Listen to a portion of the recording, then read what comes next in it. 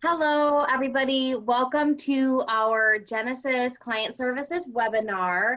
My name is Amber Neely. I am the Assistant Director of Clinical and Professional Services at Genesis Women's Shelter and Support here in Dallas. Joined with me today are my two colleagues and counselors, Charlotte Weatherford and Jordan Gates.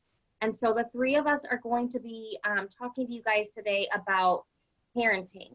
Before we get into that, I do want to just go over some brief announcements and some housekeeping stuff and talk about webinar and what this is going to look like. So Genesis webinar safety, I want to make sure that everyone watching this, whether you're a client of ours at Genesis or you're watching this from YouTube, we really want to make sure that our community is safe. So please be sure to watch this in a safe place where only safe people can hear this. Also, clear your browser history after watching this if you suspect that somebody's monitoring your phone or computer. It also could be helpful to wear headphones while you're listening to this so that nobody can hear what's going on. And then if something happens and you need to leave this meeting abruptly, make sure that you click end meeting a few times and then you X out of the Zoom page.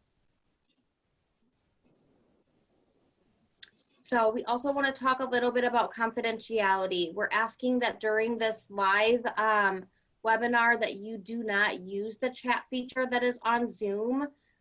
If you choose to use that chat feature, your information will be seen by anybody else watching this video. We are going to be posting these videos on our YouTube channel, and so that will live on YouTube forever if you do use that chat feature.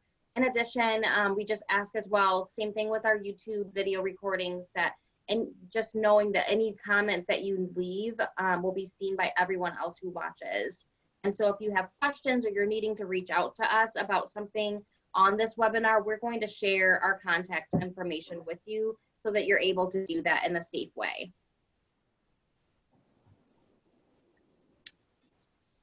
Okay. So Genesis webinars, crisis and support. Okay, so if you are watching this webinar and you feel like you're in crisis and need help with emergency safety planning, or you're looking for an emergency shelter due to any domestic violence that you're experiencing, please call our 24-hour hotline. It's 214-946-4357. I'll give you a second to jot that down. 214-946-4357. If you're interested in counseling at Genesis, here you can call our outreach office, and that's 214-389-7700.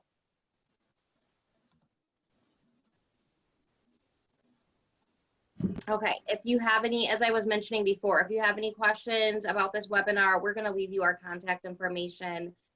We're not going to be monitoring or responding to any comments or questions left on our YouTube channel. So just make sure that if there's something that you're needing support with, you reach out to one of us directly.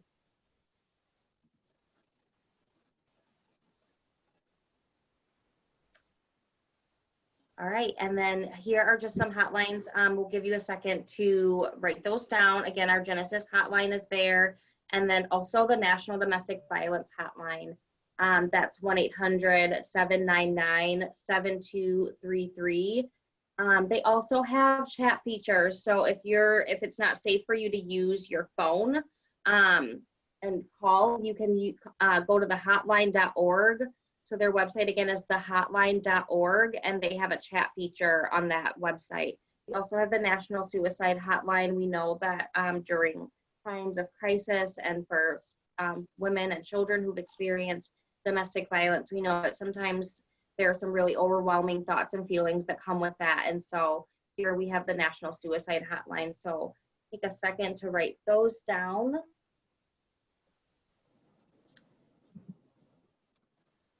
Okay. And now we're going to kind of transition into our topic today. So we're going to be talking about, over the next few videos that we're doing, we're going to be talking about parenting with whole brain strategies. So we're using Daniel Siegel's Whole Brain Child book as a reference for this. If you haven't read that book, it's easy to find on Amazon, and you can read along with this while we're doing these webinars. And so we're going to be talking about these different whole brain strategies and how you can support your children by implementing these strategies.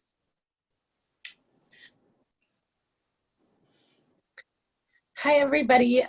Thank you, Amber. So before we jump into kind of some background onto the effects of domestic violence on children and Daniel Siegel's strategies, we just wanted to remind you guys that parenting can be hard, and especially right now during COVID. Everyone is homeschooling, there is childcare barriers, and so you're just spending a lot more time at home with your kiddos. And so we wanted to remind you guys to always take care of yourself, take breaks as needed, right? As a mom, you need me time too. I'm sure your days are filled with kids' activities and school and homework. So definitely figure out a way to have a few minutes to yourself. I think also remembering, right, parenting is individualized to every family, to every mother. And so definitely consider what we're saying, but also these are just ideas and we're sharing them with you, and you get to take what you want or what you don't like. You're allowed to disagree. We know you're the expert in your family. So definitely remembering that. Remember to always, reach out, ask for help if you're struggling. We're available for you guys. And then Amber has listed some resources for at home. So the Go Noodle website, a lot of schools implement this in school. They're just fun movement exercises or mindfulness videos. Kids really have a fun time with it, and it's an easy way to take breaks, whether it's when you're homeschooling or just doing some fun dance activity or relaxation activity as a family. And then on there is Sesame Street, Caring for Each Other, and the website is listed there. And also Genesis is doing some coping skills webinars. So check that out for some more self-care tips. Great. And now we'll move on to now we're just going to move on. And we talked about this. I don't know if you guys saw our webinar that posted on the YouTube video channel soon. We talked about this a little bit last week, but we wanted to provide a refresher, especially if there's new people watching this, to give you some background before we get into the strategies. And so we've listed some common trauma responses by age, so common effects of domestic violence on children. I think when considering this information, right, it's really tricky because a lot of these responses could be just challenges at your child's developmental age. And so I think considering which ones that your children may be exhibiting, when was the onset of this, the frequency, the increase of it, to really be able to tell, is this related to the domestic violence or trauma, or could this just be a challenge? And as I start to break them down, you'll recognize that some of the things we say can be just common challenges for kids throughout these ages. So the first group we have listed is our 0 to 3-year-olds. And so some common trauma responses for these kiddos is a lot of fear of separation from mom, being clingy. Even during this age, kids can really start to worry about their mother's safety. And so they don't want to be apart from them. And they want to be with them all the time because they're worried about them or worried about their safety. Sleeping problems can be a big one. Nightmares. You could tell if your little toddler is kind of expressing fear of going to sleep. That can be really common. That could be a sign that they're having nightmares. So some toileting problems, maybe they're regressing, right? Maybe they were potty trained and now they're having a difficult time with this. This is one that could just be a really common challenge developmentally for this age gap. So some startled responses to noises or movement. So this is a really common trauma response. And so if the air conditioning kicks on, or if they hear something from the other room, right, if their body shakes and they're constantly asking, what is that noise? Right, they could be triggered from past noises they've heard. And so it's really just important to validate them in that moment, say that was the AC, or that looked like it scared you, everything's okay. Increased fussiness, crying or neediness, loss or decrease of speech or motor skills. So maybe you see that they were meeting developmental milestones, they were starting to talk or starting to walk and crawl, and now they're regressing a little bit. And so that can be a common trauma response. Decreased responsiveness could also be one. And so just looking out for those, and if you have questions, reaching out to us. For the 3 to 5-year-olds, I'll let you guys look at that list yourselves.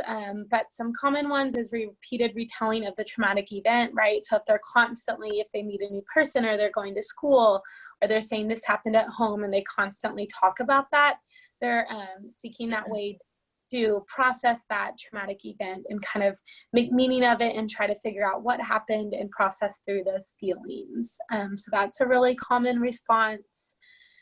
Obvious anxiety or fearfulness, even somatic complaints, right? So if they always have a belly ache, but it's not from food, or they're not sick, right? They could be holding that anxiety in their stomach. They could have increased signs of acting out, right? And so when kids experience trauma, they can easily become dysregulated, right? Because if they're living in a home where, you know, there is a lot of chaos from the trauma, right? They constantly feel like almost they're walking on eggshells. What's going to happen next? And so when their body gets used to this dysregulated state, it's hard for them to control their emotions and express them. So maybe they act out more, or maybe they withdraw more. So they go to their room more. They want that alone time, constant nightmares.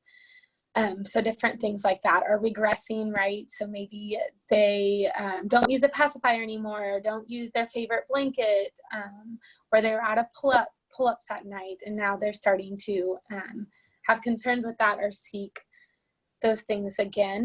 That can also be a common trauma response because they're trying to figure out ways that they can soothe themselves. We can move on to the next breakdown. So 5 to 12-year-olds, and then our teenagers, 12 to 18-year-olds, adolescents and teenagers. So for your 5 to 12-year-olds, this is when they could start struggling in school or struggling socially. So maybe they're failing grades, or they're really having trouble connect socially with others. Again, these could be some common things developmentally, but also to look at where the onset was. Is it increasing? Try to figure out, right? Because if they're experiencing trauma in their lives, that makes it really difficult to concentrate sometimes at school, and so they can struggle there. Some other ones would be low self-esteem, right? Kids feel really alone. They may think that I'm the only kid whose parents fight at home, or I'm the only kid going through something difficult. And so they can start to have that low self-esteem or start to isolate from kids their own age. Some other ones are bedwetting. Can be a common trauma response, engaging in violent acts or stealing. I also think, right, a lot of times these kids have trouble expressing their anger, right? Or they may be too afraid. They may think feeling angry is a bad thing. And so really helping them identify tools that it's okay to feel angry or worried, and giving them some tools on how to cope with those feelings and express them appropriately. And then for our adolescents, again, right, a big part of adolescence and teen years is their friendships with others. So maybe you notice that they're isolating, or they want to hang out with their friends all the time.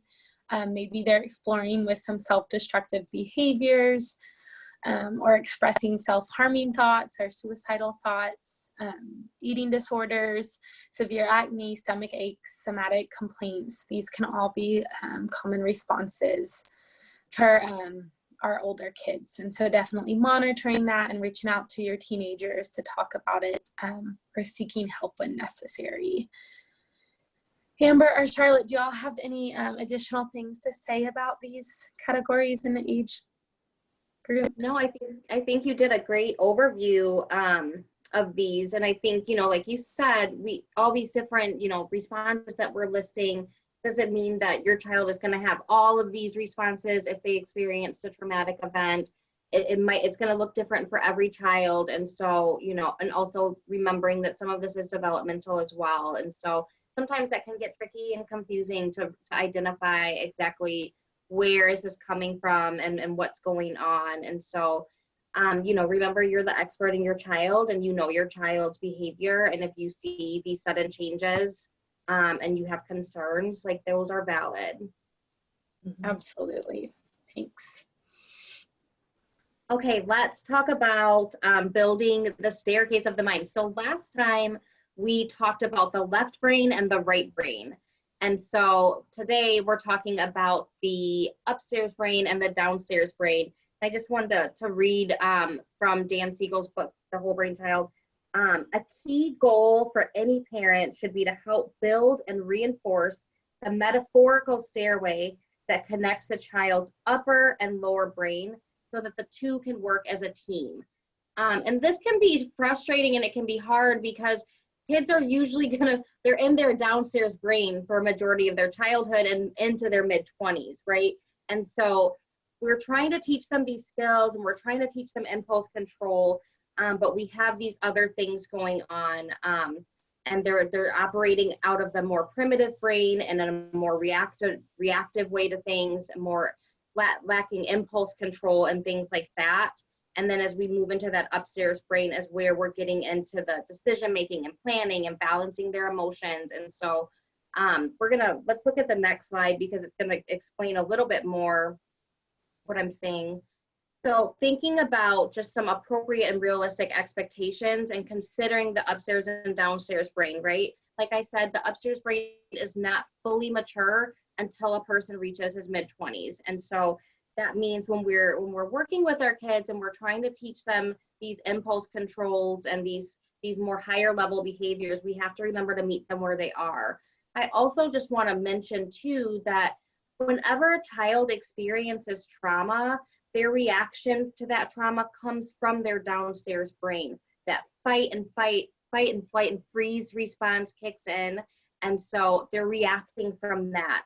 Our amygdala is the alarm system in our brain, and the amygdala's job is to scan for danger. So basically all day long, your amygdala is scanning the room to see, am I safe? Am I not safe? Am I safe? Am I not safe? For some of our kids that live in domestic violence, and even with this COVID-19 situation that we're going through, the brain is constantly in a place where it's not safe. And what can happen sometimes is that it defaults into this not safe. And as Jordan was mentioning with some of the trauma responses, maybe your child is getting really easily startled over something that really isn't a danger to them, but their brain is responding in a way in which it feels like it's dangerous to them because they've spent so much time. Their amygdala has been in that unsafe place so many times. It's just telling them now everything is unsafe. And so really meeting the child where they are and really trying to understand, okay, this isn't because they're just trying to be difficult or they're just being defiant. Like this is something that their brain is doing. Having that mindset can really help you with parenting. And I do want to say too, it can be really tough, right? And I always say these things, give yourself grace. It's hard when your child is having these, unpleasant symptoms or behaviors. It's hard to want to lean into that and be supportive sometimes because it's just, a lot is going on and it's stressful and it's overwhelming for you as well. And, I'm assuming if your child is living in a situation of domestic violence, then you have to as the parent. And so really, like we said in the beginning, practicing self-care and giving yourself some grace and taking this information and using it as a tool, but not as if I don't do this perfectly, then I'm a bad parent, right? Giving yourself some grace with that. You can go to the next one. Well said, Amber. So I think one important thing to keep in mind when you're implementing these techniques is that there's different kinds of tantrums. There's the upstairs tantrum when the child is actually deciding to have this tantrum. They have control over themselves. It's kind of like, I think of this as when the child, sees the candy bar in the grocery store and wants it, and you say no, and they decide to have this tantrum, hoping that that's going to get the results that they want. So this is the setting where moms can just set firm boundaries using a calm tone of voice and just telling the child what the consequences are going to be if they continue with this tantrum. The downstairs tantrum is when they're in that emotional downstairs part of their brain and they're becoming so upset and so overwhelmed by their emotion that they're just not able to use that upstairs part of their brain. They just feel completely out of control. And moms, this is when you're going to want to use that technique that we were talking about last week, that's kind of like connecting and redirecting. You're going to know, like, y'all are all experts in your own children, you know your children so well. When you see them that they're having this downstairs tantrum, and whether it's disappointment or frustration or anger or fear or whatever it is that they're overwhelmed by, you're going to want to respond in a really nurturing and comforting way first, getting on their level. Maybe they sit in your lap, scratching their back, soothing tone of voice, until they calm down. And then you can kind of talk about some consequences or solutions, or kind of come up with a plan of how to make this situation better. So this first technique in trying to integrate top and bottom is going to be engage, don't enrage. So this is sort of trying to kind of like work that upstairs muscle a little bit. The key of the strategy is try to engage your child's upstairs brain rather than enraging the downstairs brain. You have to consciously decide what part of the brain of your child's brain that you're trying to appeal to at that moment. It kind of helps you to avoid a meltdown, and works on your child's skills such as compromise, communication, and decision making. So again, back to that redirect, connect and redirect. When your child's having a tantrum, remember that connection first, showing compassion and understanding. It's going to help them engage in the problem solving with you. So just, while the downstairs brain is developed at birth, the upstairs brain does not fully develop until the mid-20s, like Amber was saying. So kind of thinking about how can this knowledge help me set appropriate expectations based on my child's developmental age? How can I set these expectations for my child? This engage, don't enrage, a lot of times this is going to look like giving names to their feelings. So if you see your child hitting and kicking, you may help them label that emotion. Like, it looks like you're really mad right now. If they're crying because their favorite toy broke, then maybe you're going to help them label, like, it looks like you're really sad right now. So the first step is just going to be helping them give some words and some language to these feelings that they're experiencing. And then another aspect of this technique is helping them to engage in practicing problem solving and practicing compromise. I think a good example of this is, I think every parent has probably been to a restaurant and your child just won't eat dinner and they just don't want to eat whatever they've chosen for dinner. And maybe you told them, okay, you have to eat half of your quesadilla. This was a example from the book. And maybe your child is refusing to eat. Maybe they leave the table. This child was, I think, hiding behind a pillar and making mean faces, and otherwise just refusing to eat dinner, and kind of beginning the beginning stages of a tantrum. And in this example, the mother went over to him, applied the connect and redirect, kind of some comfort, labeled this child's emotion. It looks like you're really mad that you have to eat your dinner, and kind of gave him some of that connection and nurturing first. And then kind of said, whenever you're ready, I think you can come over and work out some kind of a solution. Let's think of some kind of a compromise. And the child came back to the table and they ended up with a deal where the child, I think, suggested that he takes 10 bites, which ended up being more than half the quesadilla. So I think in those kind of situations, you're just giving them this opportunity to come to a compromise. And a lot of times you're really avoiding a full-blown like meltdown with your child in a restaurant. So that can be a really helpful one. Let's see. I was gonna add to, sorry, Charlotte, in the enrage, don't engage, don't enrage. I was gonna say another thing that is kind of something that we automatically do, kids not wanting to eat, and you say, that's not okay, you need to eat, come sit at the table. So that's kind of the opposite of what Charlotte described to do. That's our instinct, is to just be really firm and say that. And so remembering that we're really wanting to meet that downstairs brain, and we're really wanting to connect with them. And then we can get into that upstairs brain and create the solution of eating, 10 bites of the quesadilla or whatever, the situation is. But yeah, thank you for explaining that so well with that example. Thanks, Amber. Another strategy, this one is more so not necessarily when your child is in a tantrum, but more so when they're calm, and finding these opportunities to sort of work that muscle, that upstairs brain muscle, to help the integration and to help the upstairs brain develop these skills. So working on like decision making, giving your child options. So I think this is helpful for a lot of reasons. Children a lot of times don't have a lot of control. And so kind of giving them a little bit of that control of a decision, like, would you like to wear your red shirt or your blue shirt today? Or would you like to wear your sandals or your tennis shoes? Just kind of giving them those options to explore decisions and decision making. Allowing your children to solve dilemmas. So maybe you have camp and soccer on the same day and giving them the option to choose. And that way they have that practice of making a decision and living with the decision that they made. Letting your child figure out the decision and then live with the consequences. Helping them to control emotions in the body. This is going to be really helping your child practice their coping skills.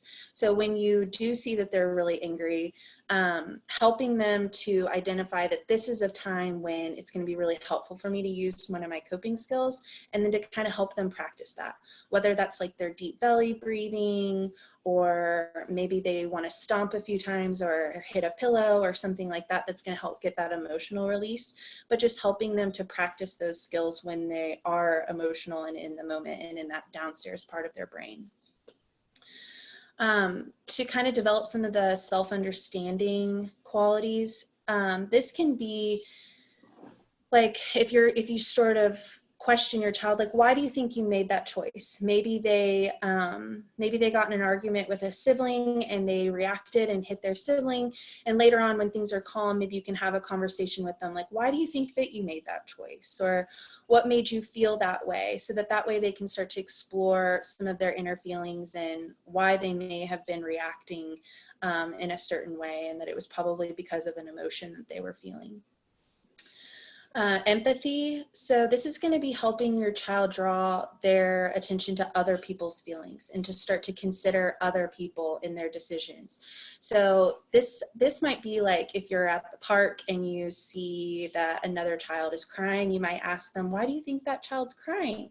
A lot of times I think that movies and TV shows give good opportunities for these conversations. Just kind of, why do you think that character feels sad in this movie right now? Why do you think they look disappointed? And just kind of helping them to flex that muscle and start thinking about other people's feelings. And lastly, morality. So this might be some hypothetical situations. This might also be, situations on the playground or the TV, but challenging your child to think about how he acts and how to consider the consequences of your decisions. Just sort of having these conversations where they might identify what the consequence of a certain decision might be, so they can start to realize that no matter what decision you make, there's always going to be a consequence, and sort of trying to think of that before they make that decision. Is there anything y'all would add to this? I don't think so. One other thing is that I think the car, especially for older kiddos, can be a great time when everybody's kind of calm and you're sitting in your seat and you can just kind of talk about your day or something that you witnessed and have some of these conversations. Mm-hmm. And lastly, this one's called Move It or Lose It. Moving the body to avoid losing the mind. Research really shows that when we change our physical state through movement or relaxation, it can change our emotional state. So when you see that your child is stuck in their downstairs brain, doing some physical activity can be really helpful in calming that downstairs brain. So maybe, I imagine y'all are all homeschooling and at home with your kids, and by the end of the day at 4 o'clock before the evening starts, maybe that means that they go outside and kick the soccer ball or jump on the trampoline or, play a game that gets them moving a little bit that might help regulate that downstairs brain. And this is also where Go Noodle can be super helpful because they have an entire section on movement. They have meditation. They have a lot of different activities that your child can do inside of the house. They have like an indoor recess section of videos, and they're pretty brief. You can show it on your phone or on your computer device, whatever you have. So that is a really helpful way to keep your children moving and help them get some of that energy out too, right? If they're feeling really angry, like maybe they do some jumping jacks to get that anger out, right? Like movement is just so powerful for the development of the brain. And so just really being creative and keeping your kiddos moving. And even if you can schedule it a few times a day, right, that'll help prevent the tantrums or the acting out. And they're going to be more regulated and happier because they're able to exert that energy that all kids need to exert daily. So that's really great. Even if it's a dance party or just whatever it is, trying to get creative with that.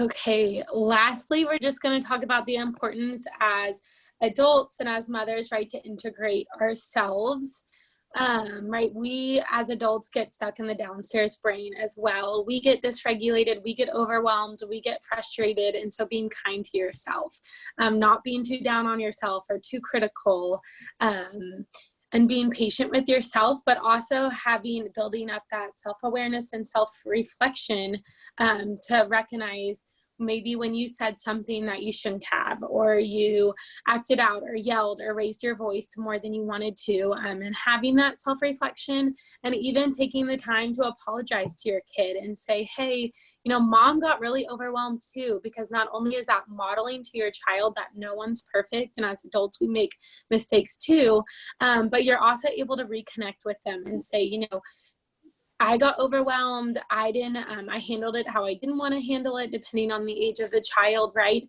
And so they're able to see, okay, mom gets upset too, and that's okay. And that you're modeling forgiveness and apologizing, and it allows you to reconnect with your child in that moment too. That middle part of the PowerPoint just talks about when you're losing control to practice self-regulation. So just like we're talking about for kids, whether it's movement or deep breathing or music, or if you leave the child having a tantrum and go into another room where you can have 5 seconds of alone time, or even 10 minutes, right? If you can place your child somewhere safe, or even, you know, you turn on the TV, right? Again, being kind with yourself and finding that time for yourself to re-regulate, and then handle the situation. And so getting creative with that and finding what works for you and what helps you calm down. Or even if it's you know, you put your child in the stroller and you go for a walk, but definitely finding that time to re-regulate yourself, ground yourself, and then dealing with that situation. Awesome. Yeah, I think that that's great. And just, yeah, remembering, like Jordan said, take a break. You know, sometimes we feel like we have to address the situation in the moment, and you don't, right? You really don't have to address it right then and there. Let everybody calm down. And just, again, I just can't express enough how important it is, especially during this time that we're taking care of ourselves, moms. Whatever you can do, if that means it's 10 minutes at night you have to yourself to read a book or to scroll through social media or whatever it is that you like to do, find that time. And that might be only 10 minutes, but that 10 minutes is going to be really beneficial for you. So remembering to take care of yourselves during these troubling times. So that is all we have again for today. So thank you so much for watching. We are so excited that we're able to share this information with the community and doing these webinars. So please, if you had any questions about anything we talked about, I know we're really just giving like generalized information, and every situation is so unique and so different. Please feel free to reach out to any of us. Again, we are all counselors at Genesis, and so please feel free to contact us with any questions. Make sure, you know, if you're sending us an email, that you have a safe email address that nobody's going to be able to go in and see any emails you're sending us. So yeah, thank you so much for being here today and for watching. Thank you guys. Bye.